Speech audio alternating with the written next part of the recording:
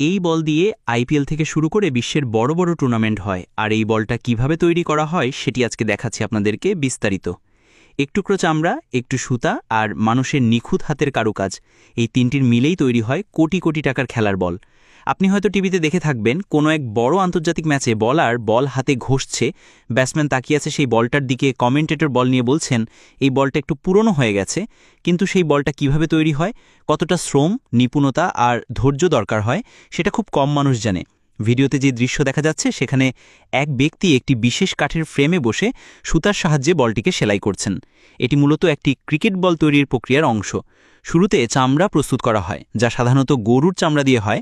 এই চামড়া কেমিক্যাল দিয়ে প্রসেসিং করে এমনভাবে প্রস্তুত করা হয় যাতে এটি দীর্ঘস্থায়ী হয়, খেলায় বারবার আঘাত পাওয়ার পরও সেটি শক্ত থাকে। এরপর সেই চামড়া কেটে নেওয়া হয় নির্দিষ্ট আকারে। বল তৈরি করতে সাধারণত 4টি টুকরো চামড়া দরকার হয়। এই চামড়ার টুকরাগুলোকে খুব নিখুঁতভাবে একটি বলের মতো আকারে তৈরি করা কোর অংশ বা কর্কের চারপাশে বসানো হয়। কর্কটি এমনভাবে প্রস্তুত করা হয় যাতে সেটি ভারসাম্যপূর্ণ থাকে, না বেশি নরম না বেশি শক্ত, কারণ বলের আচরণ মাঠে অনেকটাই নির্ভর করে এর ব্যালেন্স ও সিমের ওপর। ভিডিওতে আপনি দেখতে পাচ্ছেন একজন কারিগর বলের চারপাশে হাতের সুতা দিয়ে সেলাই করছেন।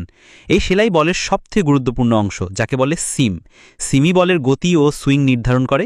এই সিম না থাকলে বল ঠিকমতো বাতাস কাটতে পারবে না, ফলে পেস বোলারদের জন্য এটা কাজে আসবে না। এই সিম তৈরি করতে ব্যবহার করা হয় বিশেষ ধরনের মোটা সুতা, যা বলের চারপাশে শক্তভাবে পেঁচিয়ে খুব যত্ন করে সেলাই করা হয়। এক একটি সিমে থাকে প্রায় 6টি করে সেলাই লাইন। প্রতিটি সেলাই সমান হওয়া অত্যন্ত জরুরি, না হলে বলের ভারসাম্য নষ্ট হবে। কারিগর এই সেলাই করছেন হাতে, কোনো মেশিনে নয়। এটা তার অভিজ্ঞতার ব্যাপার।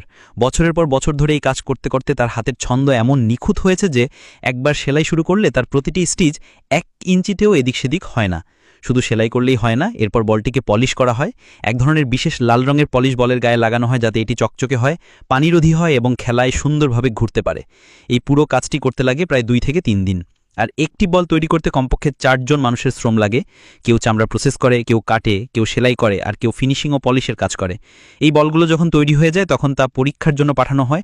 প্রতিটি বলের ওজন, আকৃতি, সিমের উচ্চতা, ঘূর্ণন পরীক্ষা করা হয়। এরপরে যখন সব ঠিকঠাক হয় তখন সেই বলগুলো ব্র্যান্ডিংয়ের জন্য পাঠানো হয়। সেখানে বলের গায়ে কোম্পানির লোগো ছাপানো হয়। তখন সেই বলই হয়ে ওঠে আইপিএল, বিশ্বকাপ বা টেস্ট ম্যাচের একটি গুরুত্বপূর্ণ অংশ। আমরা যারা এই খেলা দেখি তারা শুধু খেলোয়াড়দের নায়ক ভাবি, কিন্তু আসলে বলটা তৈরির পেছনেও অনেক অদৃশ্য নায়ক রয়েছেন, যাদের হাতে নিপুণ কাজ ছাড়া এই খেলাগুলোই অচল হয়ে যেত। এই লোকগুলো দিনে 8 থেকে 10 ঘন্টা কাজ করেন। তাদের আয় খুব একটা বেশি না, তবু তারা পরম মমতায় বল তৈরি করেন, যেন খেলোয়াড়দের হাতে যখন এই বল যাবে সেটা হবে নিখুঁত। অনেকেই এই কাজটা প্রজন্ম ধরে করে আসছেন। কেউ শিখেছে বাবার কাছ থেকে, কেউ বড় ভাইয়ের কাছ থেকে। তাদের জন্য এই কাজটা শুধু জীবিকার নয়, একটা গর্বের বিষয়। এই বল যে কতখানি গুরুত্বপূর্ণ তা আপনি বুঝতে পারবেন যদি একবার খেলার মাঝখানে